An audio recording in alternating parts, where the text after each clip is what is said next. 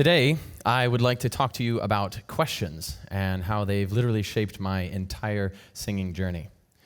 When I was growing up, I was a sports kid, and I then fell in love with singing. There was a problem, though. I had a very limited range, and puberty definitely wasn't helping that at the time. And I'd also lose my voice after singing for 20 to 40 minutes. And for me, this was normal, but I hated it. I thought, how come I can't do things like other kids can do? And of course, this drove me to questioning and curiosity. And I asked questions like, why does my voice break when I try and sing higher? And why is it bad for me to speak low and not someone else? And how come he can sing higher than I can? And of course, I was told what many of us are told when we ask these sorts of questions. This is what you were born with. You need to accept this. This is what God gave you, Michael. You know, look, we're all born different, and we have our own special, unique gifts. And to say the least, obviously, I was dissatisfied with the answers that I was given about my voice. And I have to say, I kind of felt underqualified. I felt stupid. I felt too young to even be asking these sorts of questions. I mean, who was I to be challenging what we've always known to be true about the human voice? But I was a little stubborn, and I hung on to these questions. And I was really lucky to learn something early on, and that was this, that I didn't have to be smart to ask questions. I just had to be brave. And so I hung on to these questions for a while, and it was these three simple questions that ultimately led me here, to One Voice. Many people refer to One Voice as the gospel of singing or the good news for singers. My hope is that it is the next era of voice pedagogy and vocal science. And what I'd like to do now on our time together is I'd like to examine how questions led me to the very first One Voice theory that ultimately changed it all for me. And I think to set the stage for this One Voice theory, I think it might be helpful to share with you where we've been in the world of singing and where we are now.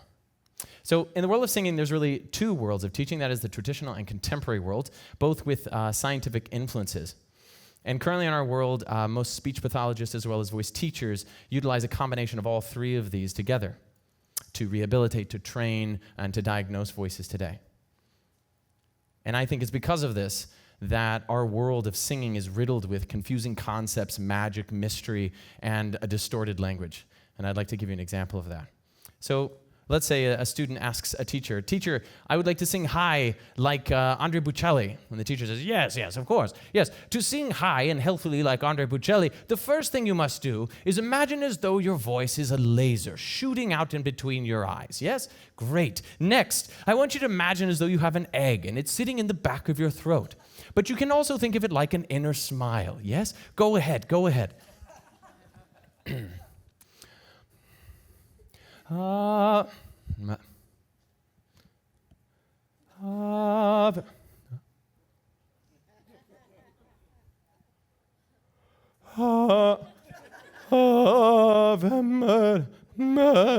don't think I'm getting it. Well, that's because you're not supporting. Supporting? What do you mean? What do I have to lift? Is there something well, we'll see you at next week's lesson. What? I mean, okay, so did that actually make sense to anyone at all? Probably not, unless you were the good student. You said, yes, of course, yes, I understand. You have no idea what your teacher's saying. So why do we teach it this way? I think it's because of how we've understood the human voice to function up until this point. I mean, after all, how can you sing like Andre Bocelli if you weren't born like him? And as far as the current world of singing is concerned, you can't. You can only enhance or refine what you were born with what God gave you. And I think this is our issue. We haven't found answers to the questions that we've asked that would enable us to expand what we think is possible with the human voice. I struggled with these three questions for over a decade, and I kept hitting dead end after dead end after dead end. But remember me, I was the stubborn one. And sometimes you just have to hang on to something until you find what you're looking for. So 8 years ago, I happened to be working with a female client in my studio, and I was working with her on vocal relaxation, and she was a soprano. And when I got her to relax her voice break occurred actually much sooner or lower than I expected it to, and I thought this was just kind of weird, so I moved on to my next session, which also happened to be with a female, and I was working with her on relaxation as well.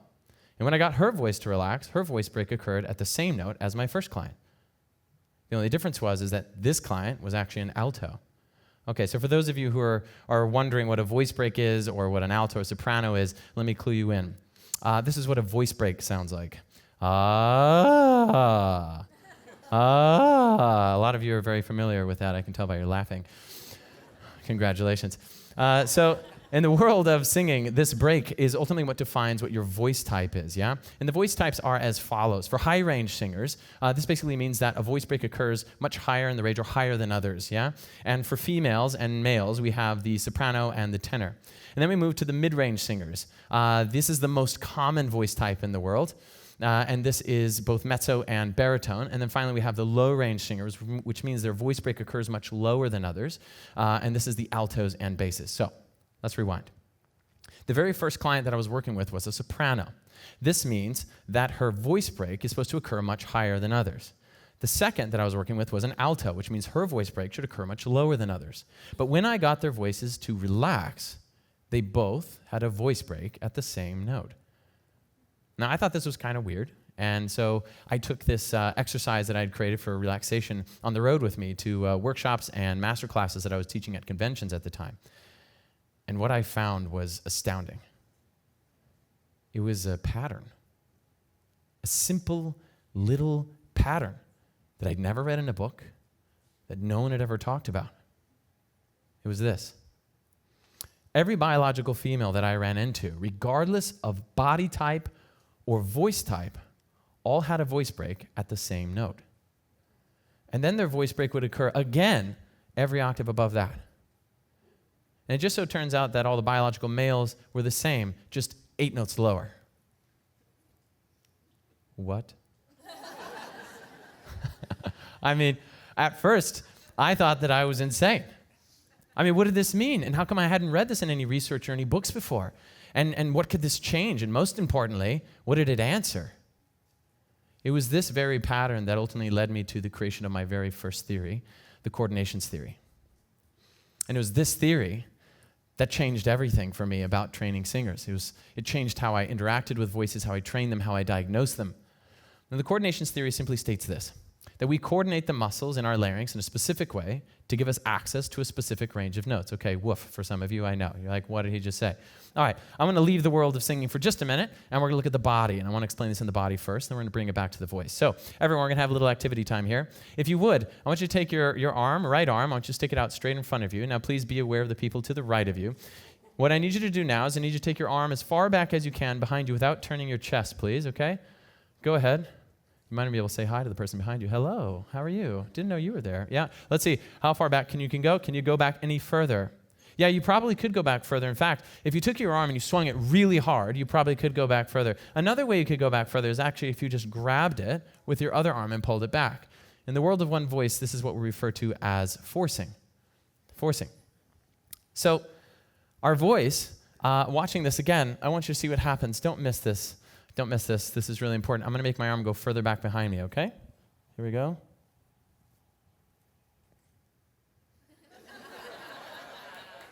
So how did I make my arm go further back behind me? Well, my brain wanted me to access a different range of motion.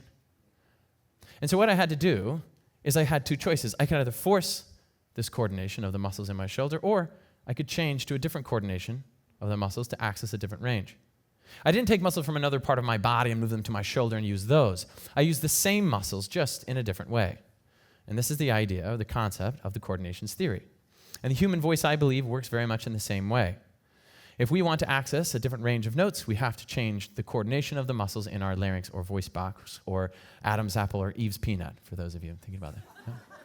So this takes us back to the 3 questions. Let that one settle for a little while. I know it's a special one.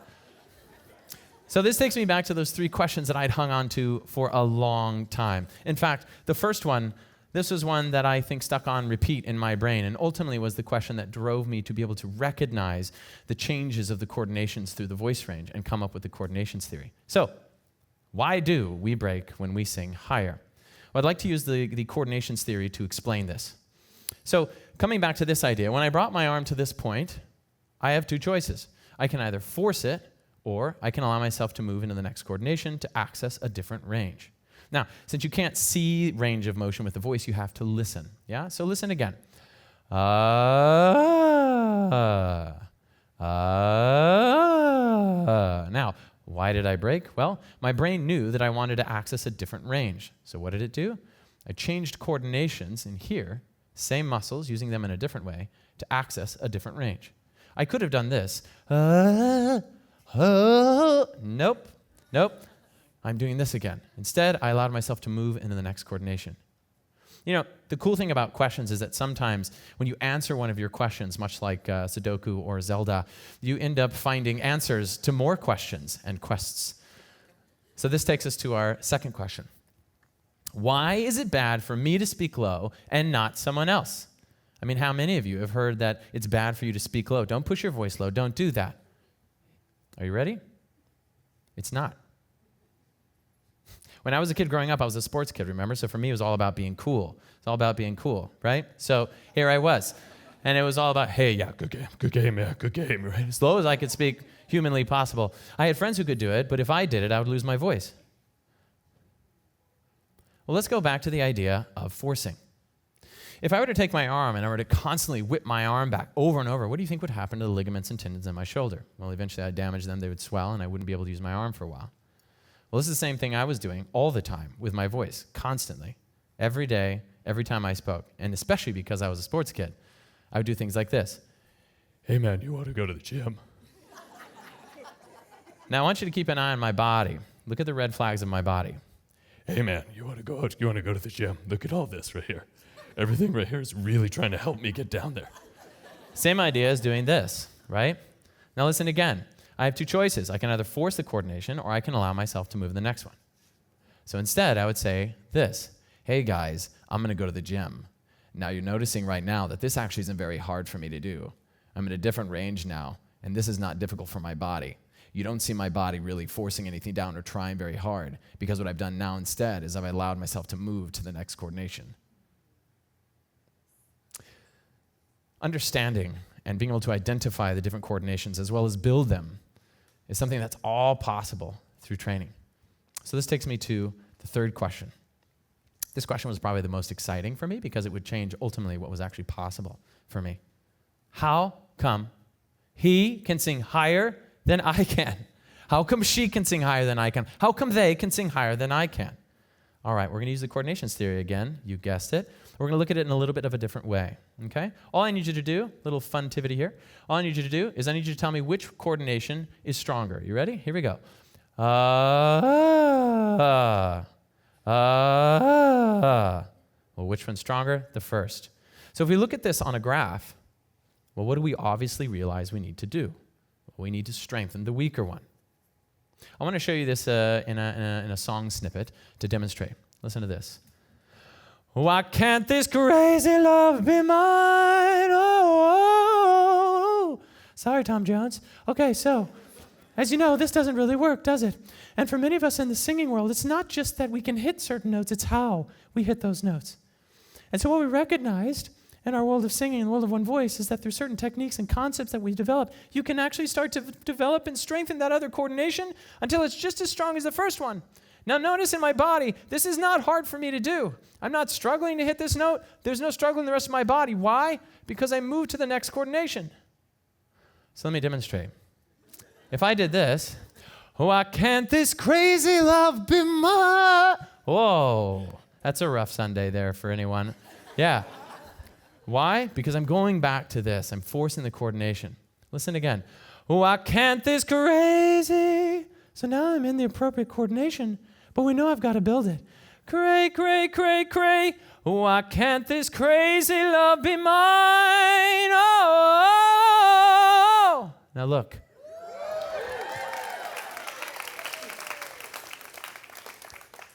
The beautiful thing is that that's not magic. It's not talent, and it's not some innate ability.